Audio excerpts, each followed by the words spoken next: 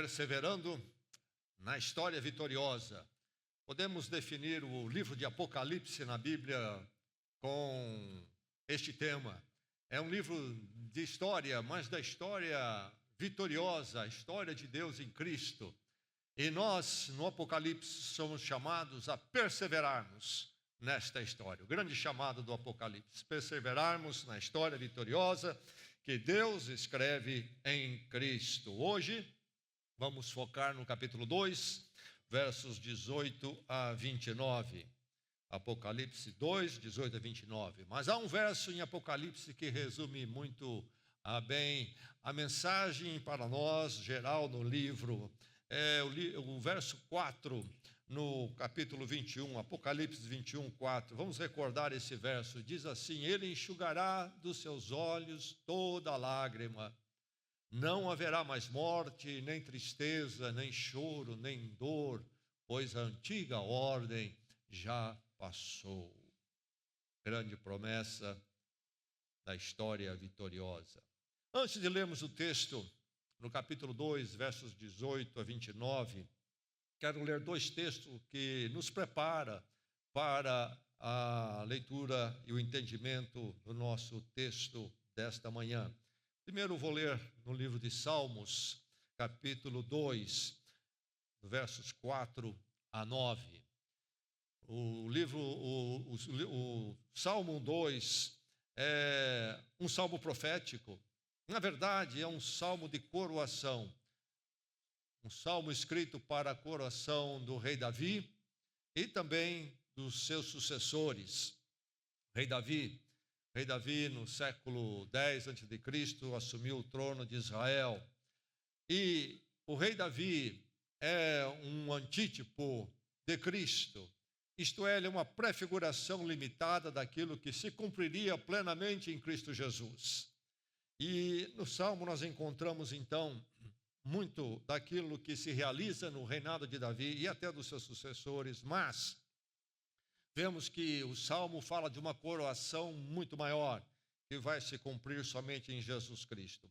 E o texto nosso desta manhã de Apocalipse cita e se refere ao Salmo 2. Aliás, nos evangelhos, esse salmo é referido diversas vezes quando pensa-se, ou nos evangelhos se pensa em Jesus Cristo. Deixe-me ler esses versos no Salmo 2. Do seu trono nos céus o Senhor põe-se a rir e caçoa deles. Em sua ira os repreende, em seu furor os aterroriza, dizendo: Eu mesmo estabeleci o meu rei em Sião, no meu santo monte. Proclamarei o decreto do Senhor. Ele me disse: Tu és meu filho, eu hoje te gerei. Pede-me, te darei as nações como herança e os confins da terra como tua propriedade.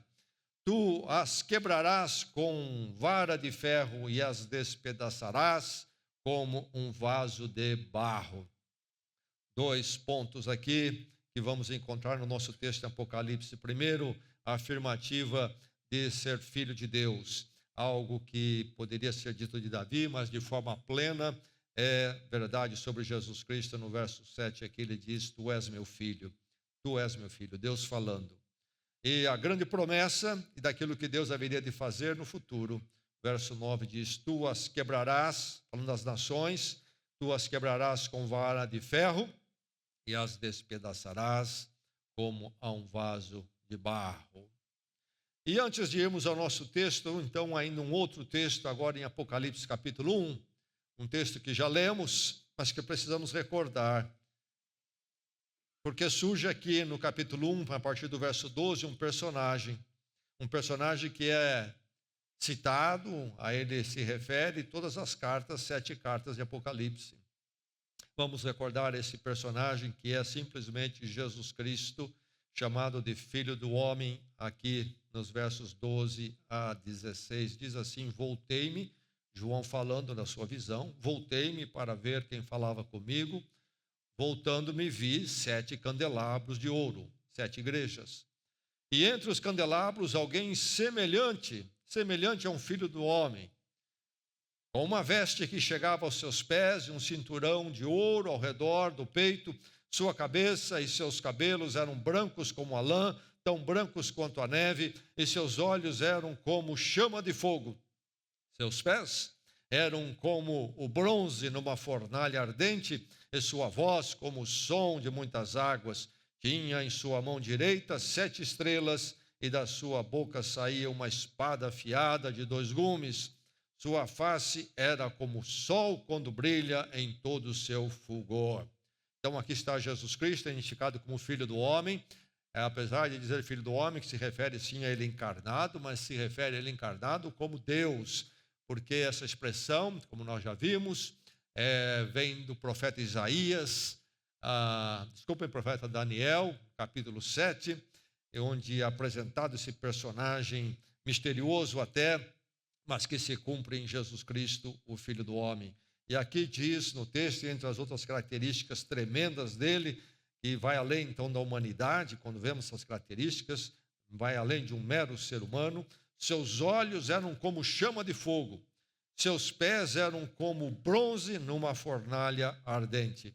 Nosso texto nesta manhã vai falar dos olhos e dos pés deste personagem, Jesus Cristo. Agora o nosso texto então, Apocalipse capítulo 2, versos 18 a 29. Igreja impura. Igreja impura. Apocalipse 2, 18 a 29. Ao anjo da igreja em Tiatira, escreva: estas são as palavras do Filho de Deus, cujos olhos são como chama de fogo e os pés como bronze reluzente. Conheço as suas obras, o seu amor, a sua fé, o seu serviço e a sua perseverança. E sei que você está fazendo mais agora do que no princípio. No entanto, contra você tenho isto: você tolera Jezabel, aquela mulher que se diz profetiza. Com seus ensinos ela induz os meus servos à imoralidade sexual e a comerem alimentos sacrificados aos ídolos. Dei-lhe tempo para que se arrependesse da sua imoralidade sexual, mas ela não quer se arrepender. Por isso, vou fazê-la adoecer e trarei grande sofrimento aos que cometem adultério com ela, a não ser que se arrependam das obras que ela pratica. Matarei os filhos dessa mulher, e então todas as igrejas saberão que eu sou aquele que sonda mentes e corações, e retribuirei a cada um de vocês de acordo com as suas obras. Aos demais que estão em Tiatira, a vocês que não seguem a doutrina dela e não aprenderam como eles dizem os profundos segredos de Satanás, digo: não porei outra carga sobre vocês. Tão somente apeguem-se com firmeza ao que vocês têm até que eu venha. Aquele que vencer e fizer a minha vontade até o fim, darei autoridade sobre as nações. Ele as governará com cetro de ferro e as despedaçará como a um vaso de barro. Eu lhe darei a mesma autoridade que recebi de meu Pai. Também lhe darei a estrela da manhã. Aquele que tem ouvidos, ouça o que o Espírito diz às igrejas. Ouvimos a palavra do Senhor. Um dos grandes desafios da área da saúde dos nossos dias é a contaminação hospitalar. Desenvolvimento de bactérias que acabam se achando presentes e prevalecendo num ambiente onde tantas enfermidades são tratadas. E o problema é que o hospital, um lugar onde você, se precisar, vai para eliminar e cuidar de uma enfermidade, pode ser um lugar onde você acabe adquirindo uma outra enfermidade. Um lugar de cura que se torna um lugar de doença. A Igreja de Jesus Cristo Também é um lugar de cura, um lugar de edificação, um lugar onde Deus nos ensina a sua vontade e nos leva para andar com Ele. Um lugar, então, de saúde, saúde espiritual eterna. Porém, a igreja pode ser também um lugar de enfermidade espiritual, de destruição, por falta de pureza. Assim como um hospital contaminado, com falta de pureza, pode se tornar um lugar que era de esperança, tornar-se um lugar de tristeza e derrota, também pode acontecer com a igreja de Jesus Cristo, se ela não for pura, se ela for contaminada.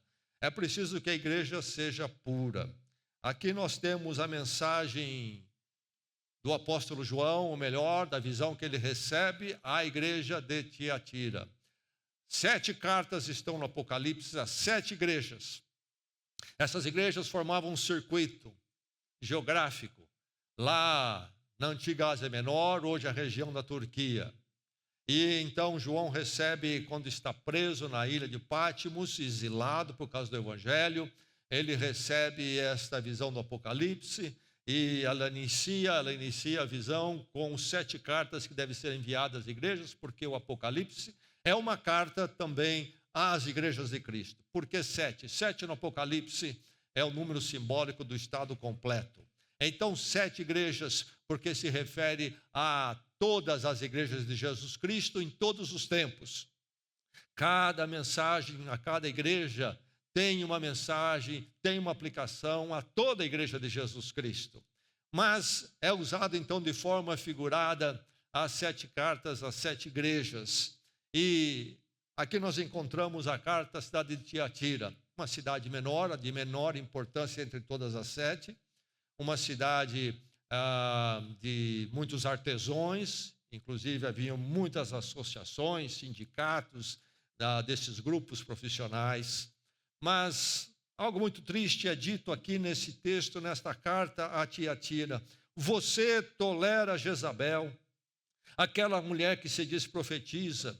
Com os seus ensinos, ela induz os meus servos à imoralidade sexual e a comerem alimento sacrificado aos ídolos. A igreja de Tiatira estava presente a impureza. O chamado da palavra de Deus esta manhã, então, para esta igreja, para você, membro desta igreja, é esta: mantenha a igreja pura. Este é o texto, esta é a mensagem, é o que nós precisamos ouvir nesta manhã, é o que nós precisamos receber e é algo que nós precisamos observar sempre. Lutarmos sempre para manter a igreja de Jesus Cristo pura, não contaminada, e ela ser um lugar sempre de edificação na palavra de Deus, na verdade de Deus, na vida eterna em Deus, em Cristo. Mantenha a igreja pura. Mas para entendermos bem isto e fazermos a nossa parte, nós precisamos entender de onde é que nós vamos fazer o exame da condição da igreja. A igreja está pura, a igreja não está pura. A igreja está contaminada ou ela está limpa? Como é que está a igreja?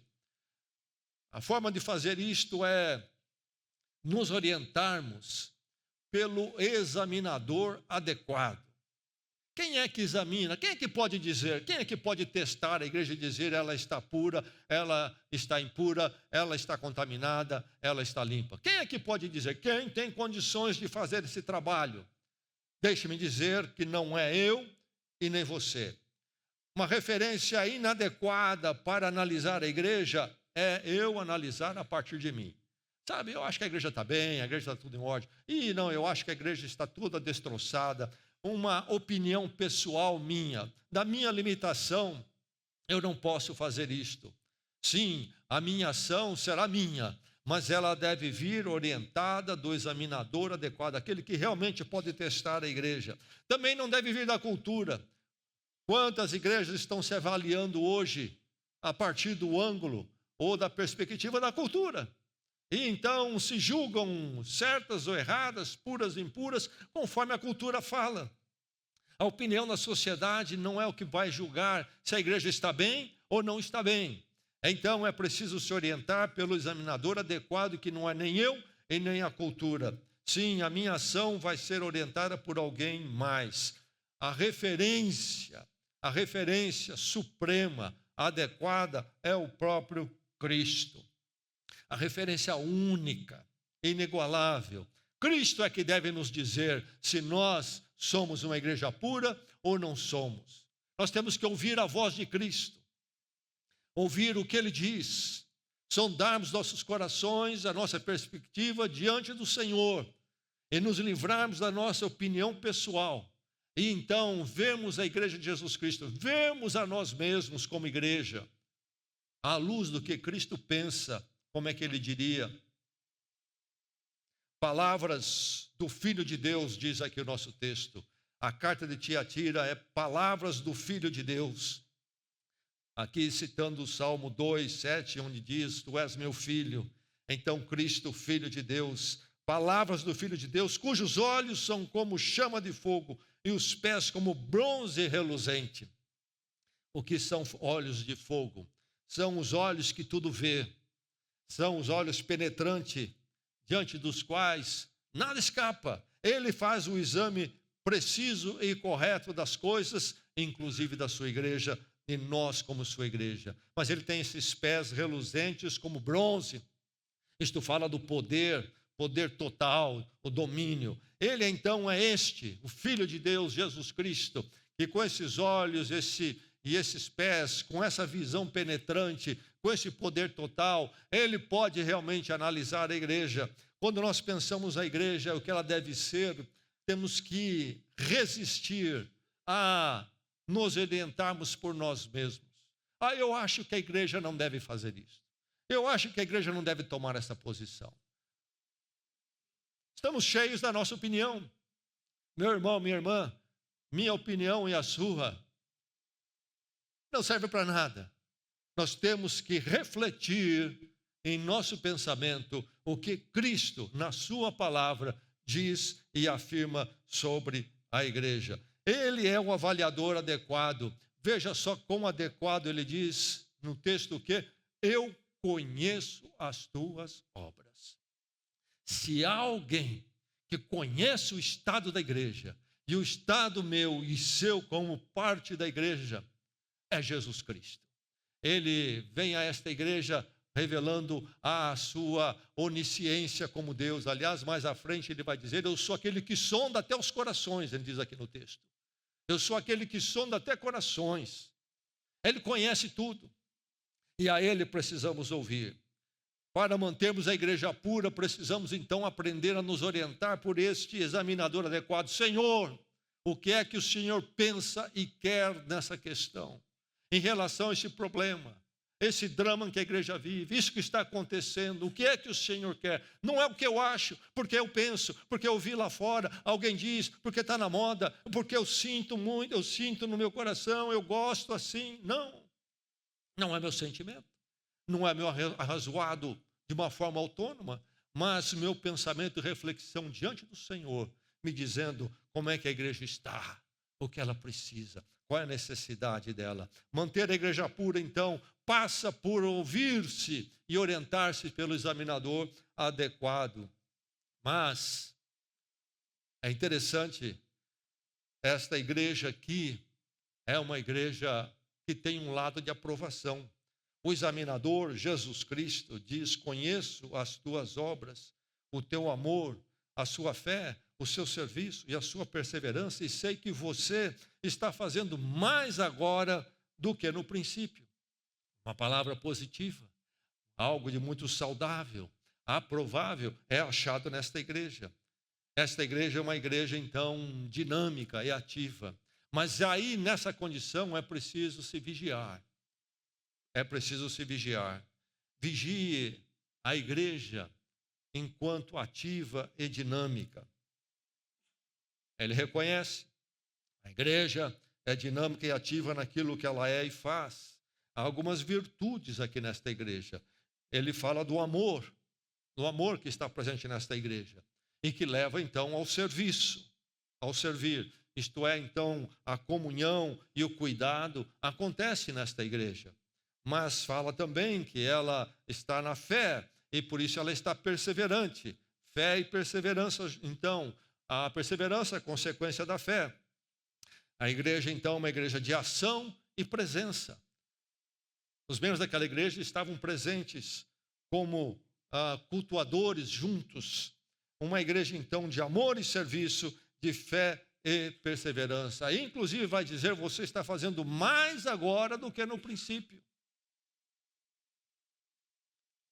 Crescente na sua virtude, não estagnada. Mas é preciso vigiar. Quando estamos no ativismo dinâmico, aprovável até. Esta igreja é amorosa, é perseverante, mas é repreensível. Por isso precisamos vigiar. Por que ela é repreensível? Ela é passiva diante da impureza. Ela é passiva diante da impureza. Esse é um risco enorme nos nossos dias. Desenvolveu-se a estratégia de formar-se igrejas através do ativismo e do dinamismo. E, inclusive, muitos cultos chegam a aparecer em verdadeiros shows. E toda a ideia é agitar a massa.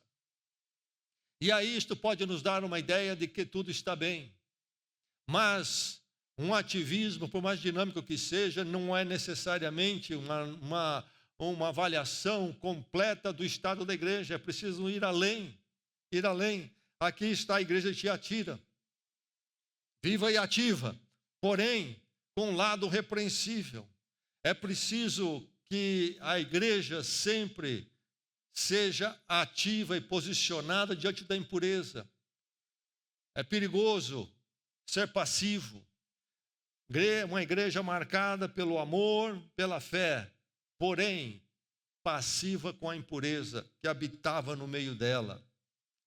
Livre-se, igreja, livre-se da atitude passiva. É muito comum, em nome do amor cristão, acharmos que então não há necessidade de limpeza da igreja, de verificar-se, julgar e apontar, diagnosticar o erro.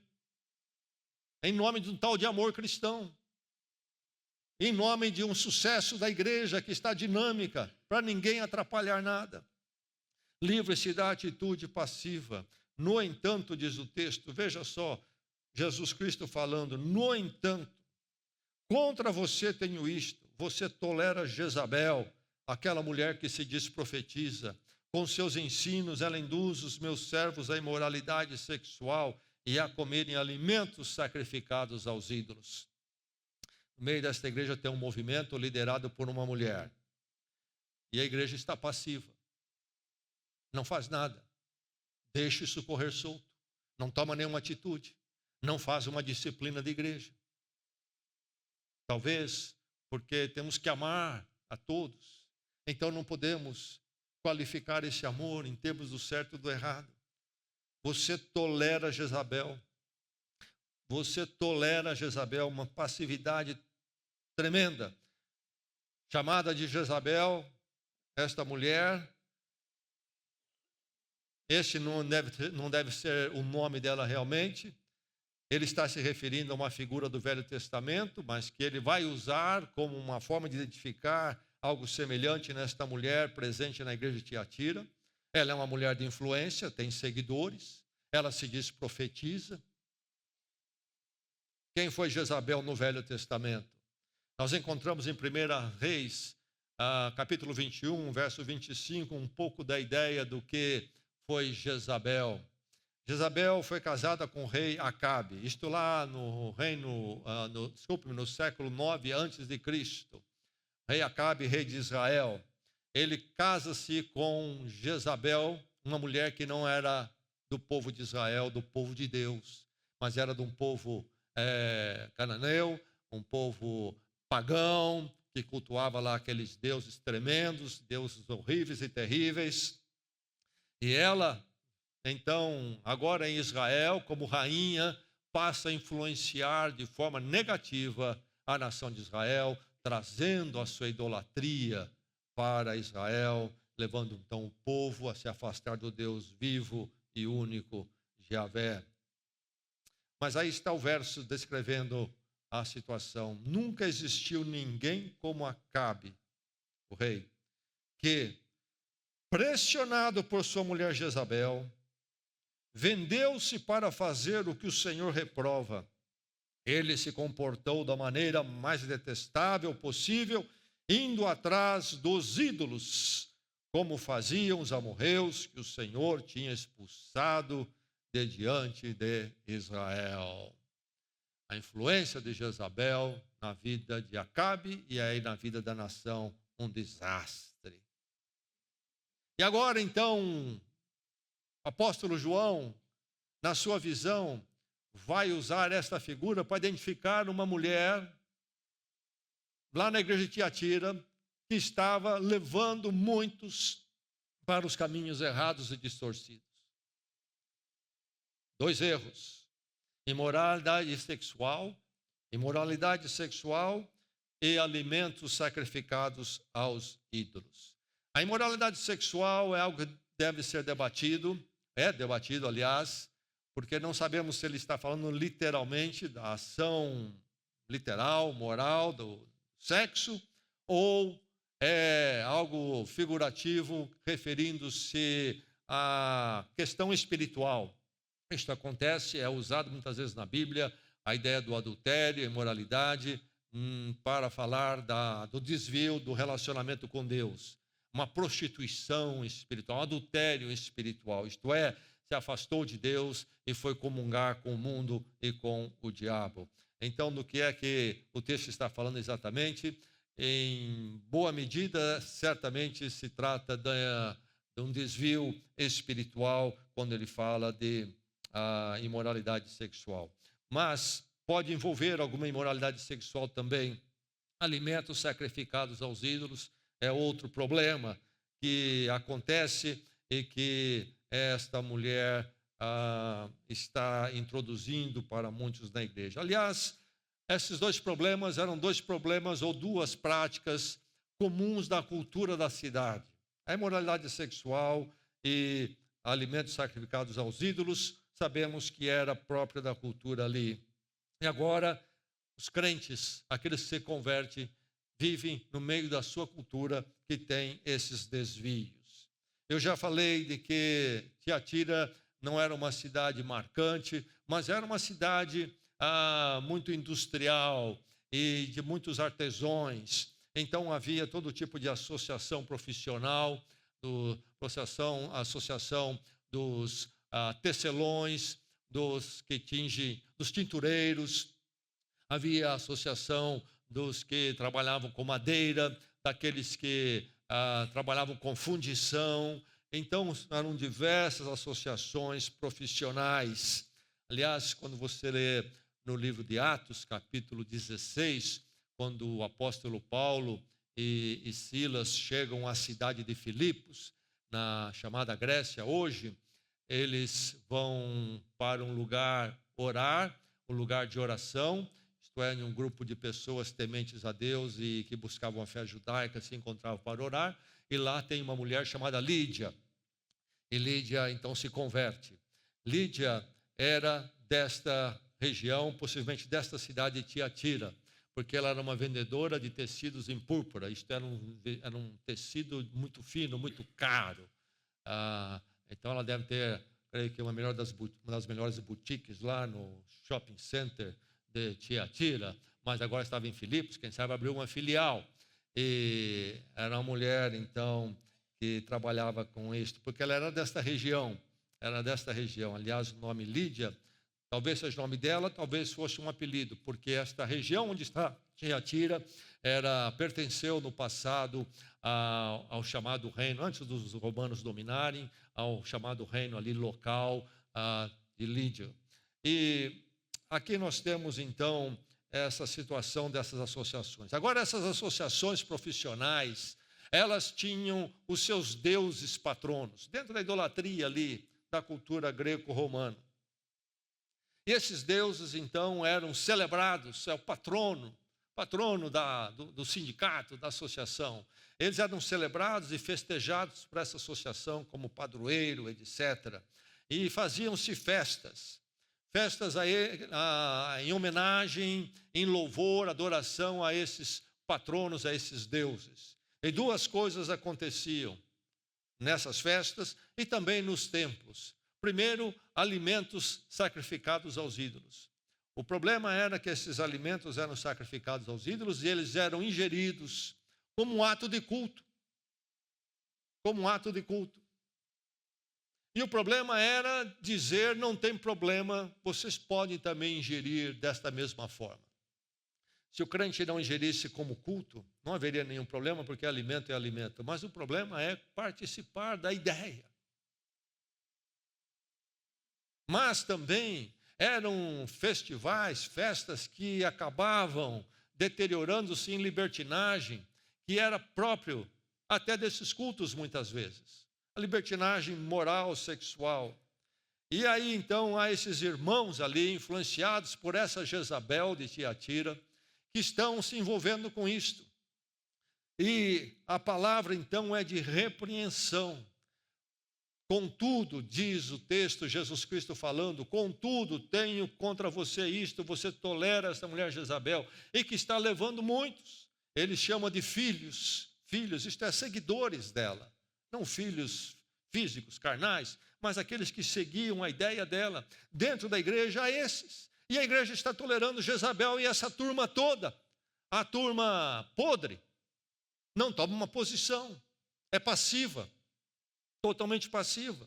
A igreja não pode ser passiva. A igreja de verdade é aquela que pratica disciplina de igreja. Disciplina da igreja, ou então não é igreja. Quem ensinou a disciplina da igreja? Ora, as cartas apostólicas falam da disciplina da igreja, diversas vezes.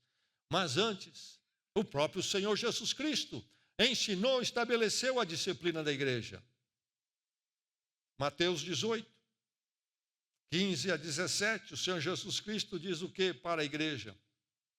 Se o teu irmão, o seu irmão, pecar contra você, vá a sós com ele, mostre-lhe o erro. Se ele o ouvir, você ganhou o seu irmão. Mas, se ele não o ouvir, leve consigo mais um ou dois outros, de modo que qualquer acusação seja confirmada pelo depoimento de 2 ou 3 testemunhas. Se ele recusar a ouvi-los, conte à igreja. E se ele se recusar a ouvir também a igreja, trate-o como pagão republicano. Nos nossos dias, nós temos muito acontecendo por aí com o nome de igreja que não é igreja. Há pelo menos 2 elementos aqui que esses movimentos abandonaram, não praticam, e que são fundamentais no ensino de Jesus Cristo. Primeiro, a igreja é definida. A igreja há de ter de forma muito clara o rol de membros. Quem é membro da igreja, quem não é. Quem é visitante e quem é membro, quem é parte da igreja. Não é a igreja simplesmente abrir uma porta e quem passar por ela é a igreja. Isso não é igreja. Porque aqui há uma ação disciplinar a ser tomada que faz a distinção. Considera-o como pagão e publicano, isto é, não é mais parte da igreja. Ora, para ser considerado como não parte da igreja, precisa primeiro ser sabido o quê? Quem é parte da igreja. É preciso que a igreja saiba quem é e quem não é. Os visitantes são sempre bem-vindos. Mas ser visitante não é ser parte da igreja. É preciso confessar a Jesus Cristo, entender o Evangelho, a salvação, abraçar o Evangelho, publicamente confessar através do batismo, pactuar então com a igreja, na verdade de Cristo, em compromisso. E aí juntos respondemos uns aos outros diante de Deus. Isso é a igreja, rol de membros, definição. Mas, em segundo lugar, a igreja precisa ser aquela que pratica disciplina. Se alguém se diz membro da igreja e não anda conforme deve se andar, ele tem que ser exortado. é preciso ser abordado, chamando-o ao arrependimento, à mudança. Mas se a pessoa não corresponde, então a igreja tem que agir. Não pode deixar assim. A igreja de Tiatira deixava. E por isso ela é repreendida pelo Senhor Jesus Cristo. Tudo passava. Uma igreja cheia de amor, cheia de atividade, a fé, perseverança, mas passiva. Passiva diante do erro. Passiva diante da impureza. Passiva diante da contaminação. Não tomava posição. Não cumpria o que Jesus Cristo falava. E aqui estão as duas coisas que muitos do que se chama de igreja por aí não é igreja porque não satisfaz os requisitos eclesiológicos da palavra de Deus, até do Senhor Jesus Cristo. Primeiro, não tem rol de membros, vem quem vem. Segundo lugar, jamais praticam a disciplina da igreja.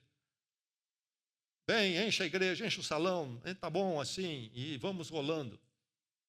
Não há um cuidado, porque nem sabem quem é a igreja realmente. Tem frequentadores. É uma balada gospel, na verdade, e chamam de igreja. A igreja é algo muito sério, meus irmãos. A igreja não é qualquer coisa. Abriu, pôs uma placa, enfiou uma banda dentro. Isso não é igreja. É preciso muito mais. Um trabalho difícil, um trabalho muito sério. Jesus Cristo vai e pega pesado com Tiatira porque está falhando.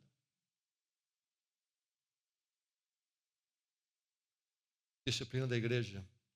Não podemos jamais sermos uma igreja passiva. Precisamos vigiar na atividade dinâmica. Tudo está indo muito bem.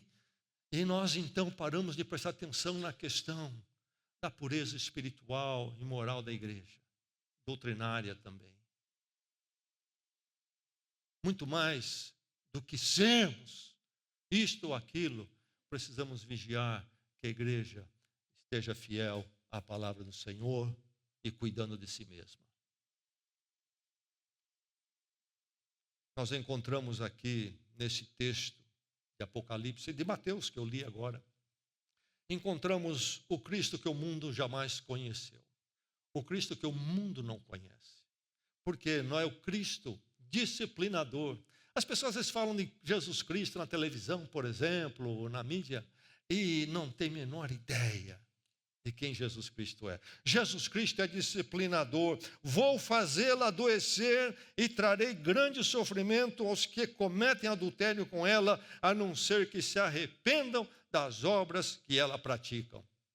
Aqui é cometer adultério com ela, certamente não é literalmente adultério no sentido literal, de ação sexual, mas realmente do pactuar com ela em ensinos errados, isto é, um adultério espiritual de se afastar das verdades do Senhor. Mas aí vem Jesus Cristo pegando pesado.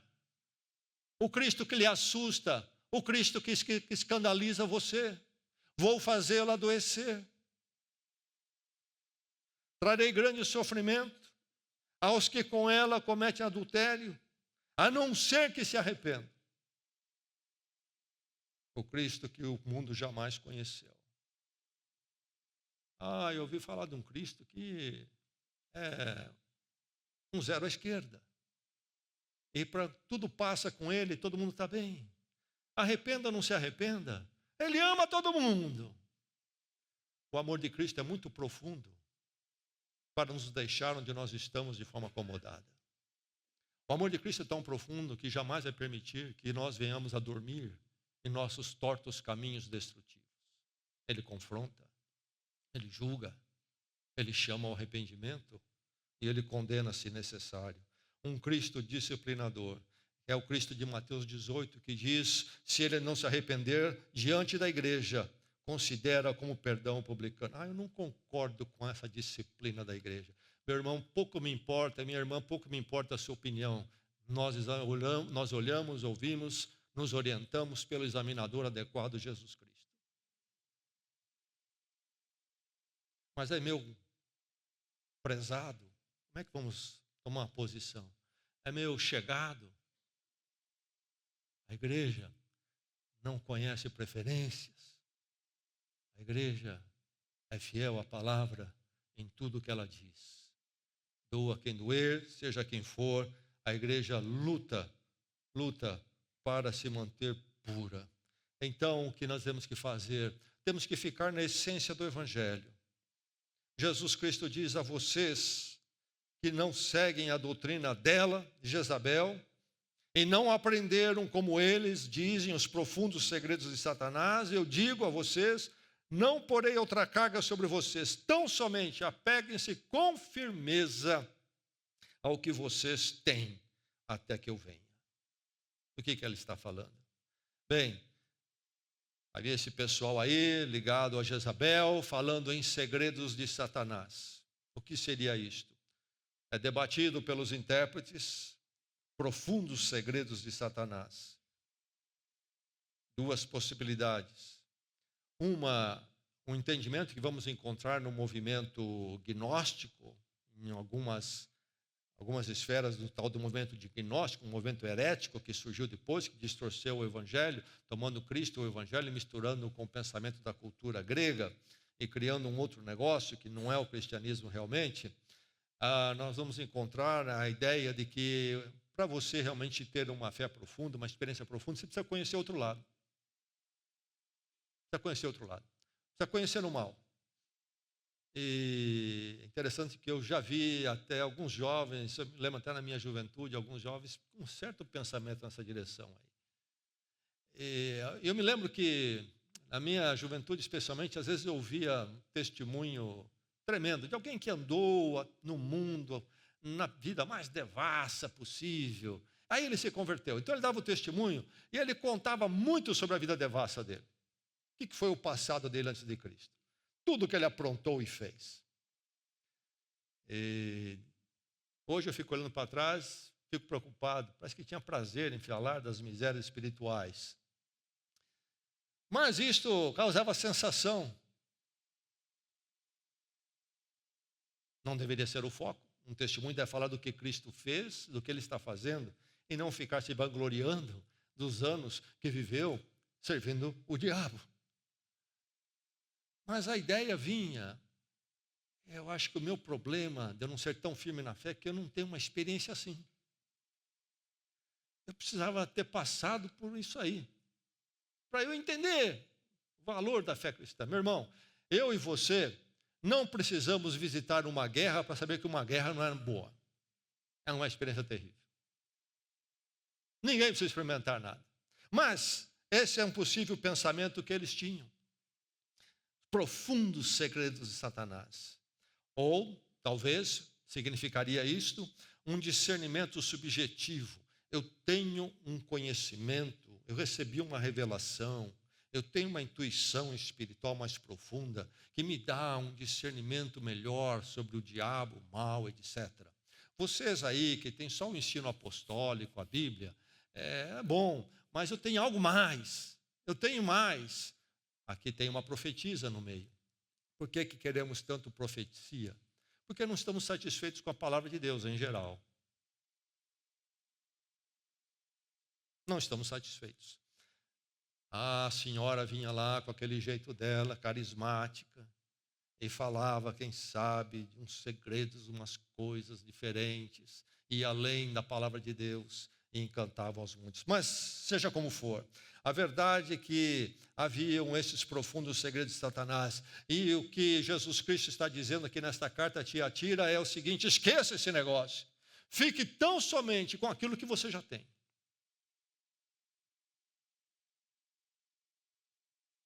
Fique com a essência do Evangelho.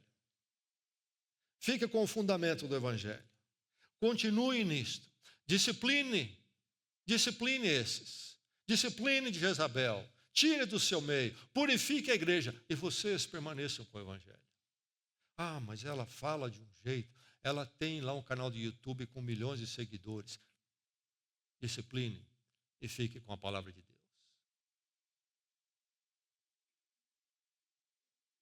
Então, somente apegue-se com firmeza. Apegue-se com firmeza no fundamento do Evangelho. Mantenha a igreja pura. Nessa luta toda, nessa caminhada que não termina até que Jesus Cristo venha, essa vigilância da pureza da igreja era necessária em Tiatira, ainda nos dias dos apóstolos, do apóstolo João, e que tem sido necessária através dos séculos, e é no dia de hoje, e será necessário no dia de amanhã, nesta igreja, em todas as igrejas, e no ano que vem novamente, uma vigilância e uma ação constante. Isso pode ser desanimador, mas a palavra é de grande esperança. Mantenha a igreja pura, focando na vitória assegurada. Aquele que vencer e fizer a minha vontade, até o fim, darei autoridade sobre as nações. O que Jesus Cristo está dizendo aqui? Jesus Cristo é o grande vencedor no livro de Apocalipse. Ele é o Senhor da história vencedora. E então o crente é vitorioso sobre todo o mal e todo o poder humano, por estar em Cristo, que é o grande vitorioso, o supremo vitorioso.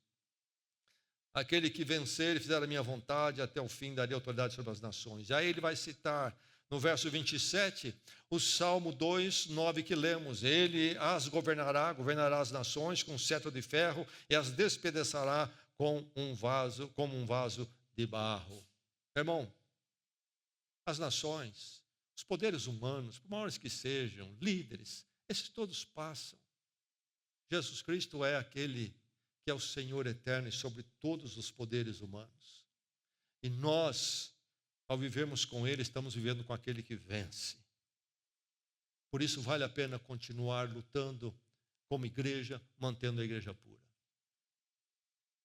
Ficando com a essência do Evangelho, perseverando.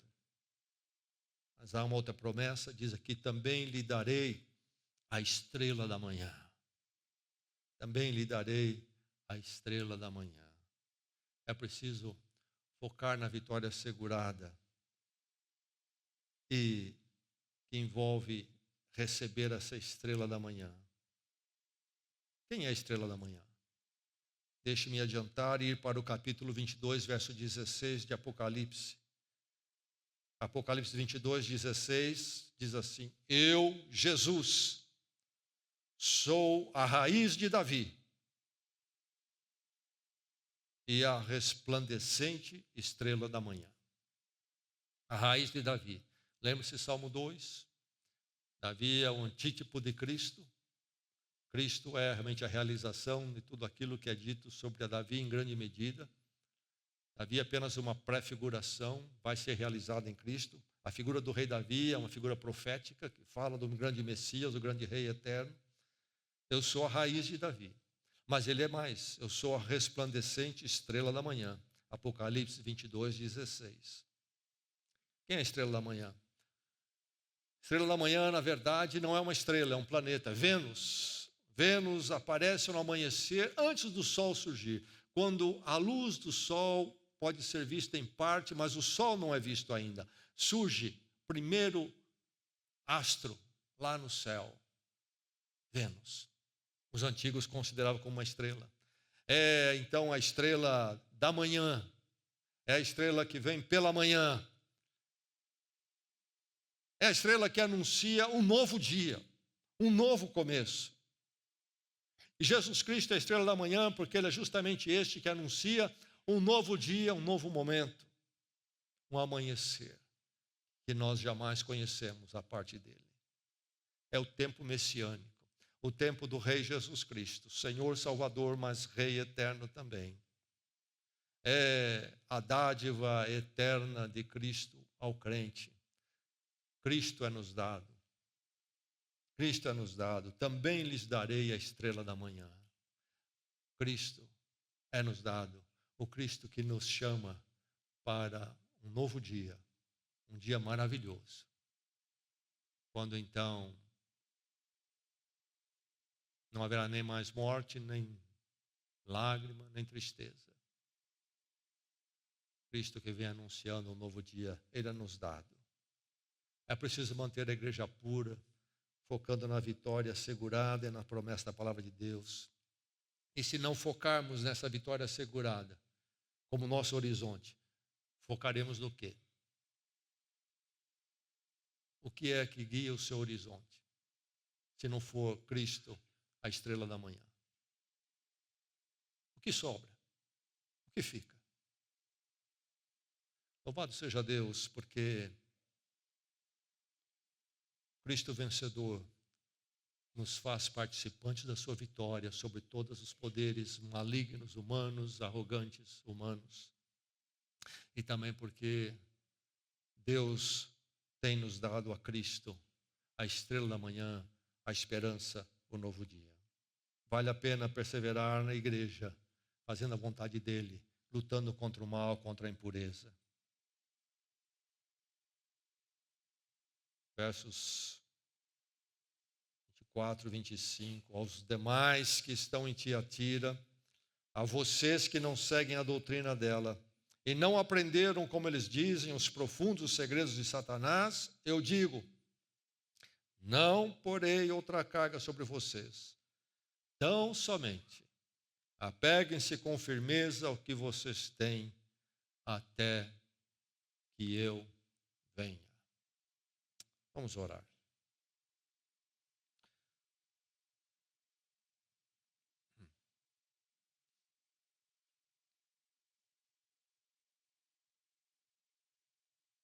Ouvimos a tua palavra, Senhor.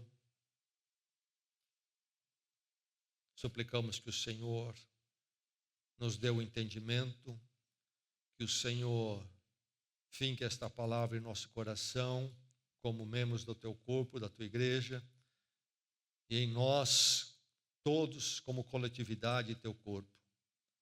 E sejamos sempre fiéis ao chamado para sermos o que devemos ser em Cristo, a igreja, a noiva de Jesus Cristo.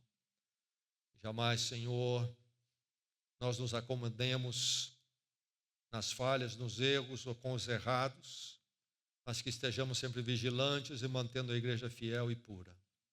E que ela seja sempre, então, assim, um lugar de edificação, um lugar onde a tua vontade, a tua obra é realizada. Mantenha-nos fiéis à tua verdade, Senhor, até que o Senhor venha. Oramos em Cristo. Amém.